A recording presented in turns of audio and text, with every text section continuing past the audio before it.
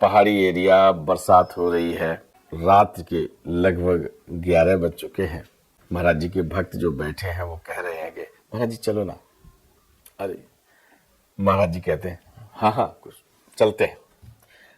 पहाड़ी एरिया है, बरसात हो रही है, ढलान वाले रास्ते हैं, इस ढलान पर मोड़ भी बहुत जल्दी आती है।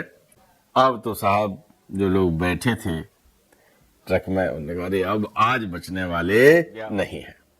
महाराज जी कहते हैं कि थोड़ा सा आगे जाके देखो, और वासुदेव और जो अन्य भक्त हैं वो आगे जाके देखते हैं तो सड़क टूटी हुई है, लगभग 15 फीट का जो है एकदम नाला सा बन गया है। अगर वहां ट्रक नहीं रुकता तो ट्रक पूरा उसमें समा जाता, पता नहीं चलता। आचार्य श्री राम शर्मा ने कहा है कि भगवान उसी की मदद करते हैं जो स्वयं उसके लिए तैयार होता है, स्वयं भी प्रयास करता है। ये संत बात है।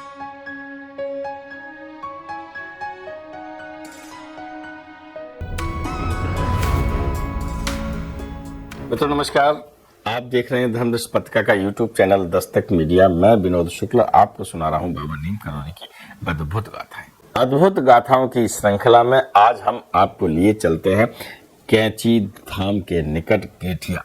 आपको याद होगा कि जब पूर्णानंद तिवारी से मुलाकात हुई थी सन 1942 में, महाराज जी ने तो गेठिया की निर्जन, उस समय वहां कुछ था नहीं, और उसी गेठिया की बात कर रहा हूं जहां रात में पूर्णानंद तिवारी डर गए थे। कुछ चित्र दिखा रहा हूं सपत्नीक पूर्णानंद तिवारी का और उनके पुत्र उमेश का। तो हमने बहुत सारी बातें महाराज जी की आपको बताई हैं। उनसे जब बातचीत की तो वो बहुत लंबी बातचीत हमने आपको सुनवाई है। जैसा कि महाराज जब भी जाड़ों में यहाँ से जाते थे तो पिताजी को हमेशा बता देते थे कि मैं कल वृंदावन के लिए जा रहा हूँ। तो उस दिन भी कुछ ऐसा ही हुआ और महाराज और पिताजी का काफी अनन्य रिश्ता था जी। तो पिताजी ने को पूर्णानंद तिवारी, मेरे पिताजी पूर्णानंद तिवारी, तो महाराज ने 2 महीने पहले से ही महाराज को पूरा मालूम था कि अब वो शरीर बदल रहे हैं, शरीर छोड़ने वाले हैं। तो पिताजी को पूरा उन्होंने अपने उसमें कहा, लेकिन पिताजी तो मनुष्य कहाँ समझ पाते उनकी भाषा को। तो पिताजी, इन्हीं के पिताजी पूर्णानंद तिवारी, वही गेठिया है और बरसात हो रही है, रात कालीन का समय है। महाराज जी एक दुकान में बैठे हुए हैं, उनके कुछ भक्त भी बैठे हुए हैं जिसमें रामदास बाबा भी हैं, पूरंदा भी है और कई लोग हैं, और महाराज जी को कहीं जाना है। अब पहाड़ी एरिया, बरसात हो रही है, रात के लगभग 11 बज चुके हैं। महाराज जी के भक्त जो बैठे हैं वो कह रहे हैं कि महाराज जी चलो ना। अरे महाराज जी कहते हैं हाँ हाँ कुछ चलते हैं। और ऐसे में जहां कोई उम्मीद नहीं कि कोई साधन मिलेगा, लगभग 12 बजे एक ट्रक आता है। ट्रक का जो ड्राइवर है वो महाराज जी का भक्त है। वो देखता है, वो अपना ट्रक रोकता है और महाराज जी के चरणों में नतमस्तक होता है। कहता महाराज जी अरे चलना है, और महाराज जी उसके ट्रक में बैठ जाते हैं। नाम है वासुदेव। वासुदेव अपना संभाल लेते हैं स्टीयरिंग। पूरंदा, रामदास बाबा, अन्य भक्त पीछे से ट्रक में हो जाते हैं। बरसात थोड़ी थमी है और ट्रक जब चलना शुरू होता है तो उसकी गति बहुत तेज होती है। पहाड़ी एरिया है, बरसात हो रही है, ढलान वाले रास्ते हैं, इस ढलान पर मोड़ भी बहुत जल्दी आती है। अब तो साहब जो लोग बैठे थे ट्रक में उन्होंने कहा अरे अब आज बचने वाले नहीं हैं। रामदास बाबा ने सुझाव दिया कि ये त्रिपाल पड़ी है, इसे ओढ़ लो, खड्ड में कहीं गिरेंगे तो शायद त्रिपाल में बच जाएंगे। देखो जब आदमी कहता ना डूबते को तिनके का सहारा, तो वही बात अब हो रही है, आपस में कर रहे हैं। और कहते महाराज जी ने कहाँ बिठा दिया।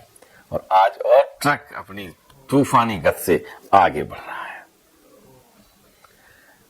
महाराज जी बैठे हैं उसमें, भक्त लोग अपने आप जो डर हो रहा है वो आपस में चर्चा कर रहे हैं और अब केवल सोचते हैं कि राम राम का नाम जप लो, आज नहीं बचने वाले।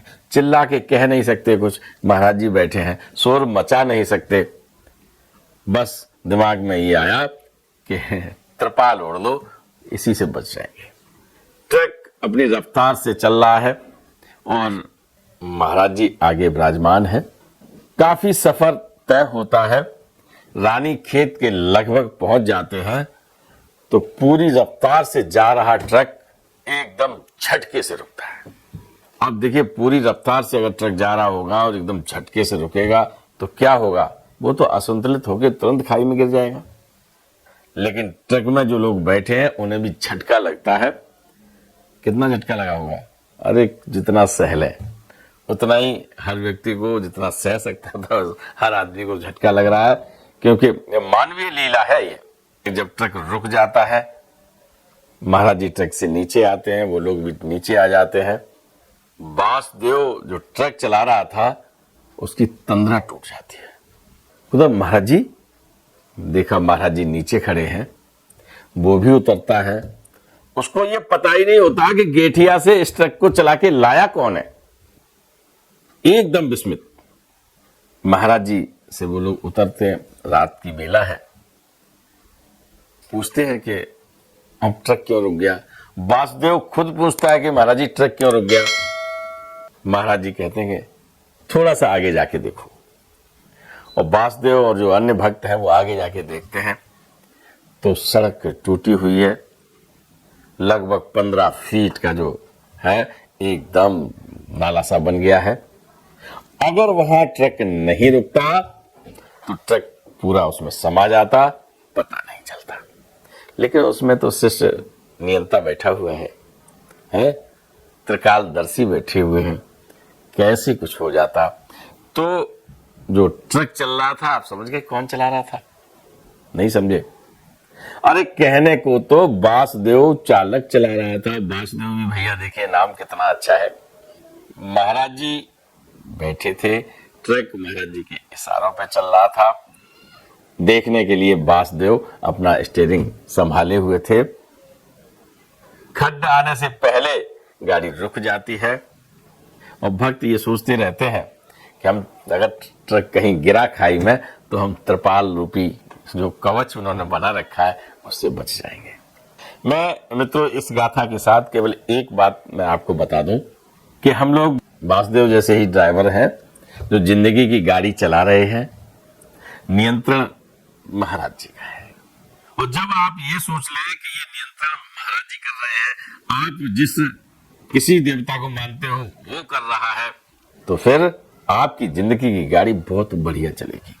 खड्डा आने से पहले रुक जाएगी, समय से गति पकड़ लेगी, चाहे कैसी बरसात हो, चाहे समय कैसा भी हो। जिंदगी की गाड़ी चलाते समय केवल ध्यान ये रखें कि हम पूरी क्षमता से सही तरह से चलाएंगे। शेष जब हमारे पास क्षमता नहीं होती है तो उसको ईश्वर करेगा पूरा। और सही दृष्टि से पूरी क्षमता से जब जिंदगी के नियंत्रण में आप रहते हैं तो सफल होता है। इस लोक में रहते हुए यहां आप धर्म के काम करते हैं और जब परलोक जाते हैं तो इस धर्म के पुण्य का खाता वहां पहले ही खुल गया होता है, क्योंकि जिंदगी की गाड़ी आपने उस लोक के त्रिलोक स्वामी के हाथों में दे रखी है जहां वो चलाएगा। अब आप ये मत कह देना कि हम तो कोई काम नहीं करेंगे, गाड़ी उनको सौंप दी। तो भाई बांसदेव रूपी चालक तो उसमें भी बैठा था, तो आप जब चलाएंगे नहीं तो ऊपर वाला भी नहीं देखेगा। आचार्य श्री राम शर्मा ने कहा है कि भगवान उसी की मदद करते हैं जो स्वयं उसके लिए तैयार होता है, स्वयं भी प्रयास करता है। ये संत वाणी है और संत वाणी हर जगह आपको काम में आती है। तो मित्रों, ये जो त्रिपाल रूपी यानी जो चादर हमने कवच में ओढ़ रखी है वो ईश्वर के साथ है। अगर ईश्वर के मध्य अगर ये ना हो, ईश्वर का साथ ना हो, तो फिर खाई में कौन बचाने वाला है? कोई बचाने वाला नहीं। तो जिंदगी में कर्म करते जाइए, पूरी निष्ठा से, समर्पण से, त्याग से, नियंत्रण से। कर्म भी जो करिए वो बहुत नियंत्रित होना चाहिए। और अगर जब ये सब कुछ करेंगे तो ईश्वर आपकी जीवन की गाड़ी को बिल्कुल सही तरह से इस लोक में भी चलवाएगा और परलोक में भी चलवाएगा। चल पड़े, यात्रा पूरी हो गई, महाराज जी पहुंच गए हैं। जय बाबा की।